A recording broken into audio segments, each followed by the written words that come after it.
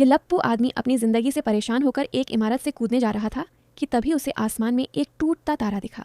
उसने आंखें बंद की और मन ही मन एक अजीब सी दुआ मांग ली, लेकिन अगले ही पल वो तारा सीधा आकर उसी पर गिर गया और वह बेहोश होश हो गया। जब अगली सुबह उसकी आंख खुली तो सबसे पहले उसने अपने बिल्डिंग के सिक्योरिटी गार्ड को देखा, लेकिन गार्ड के सीने पर एक फ्रेम लगा हुआ था जिस पर लिखा था अमीर बाप का बेटा। उसे यकीन नहीं हुआ, अगर यह अमीर है तो सिक्योरिटी गार्ड की नौकरी क्यों कर रहा है। उसी वक्त कई महंगी गाड़ियां वहां आकर रुकीं और कुछ बॉडीगार्ड उस गार्ड के सामने घुटनों पर बैठ गए। तभी उसे समझ आया कि उसकी दुआ सच हो गई है। अब वो लोगों की असली पहचान देख सकता है। अपनी इस नई ताकत को टेस्ट करने के लिए वो एक लग्जरी टूर ग्रुप में शामिल हो गया। टूर बस में एक खूबसूरत गाइड आई और बोली, सीट बेल्ट बांध लीजिए।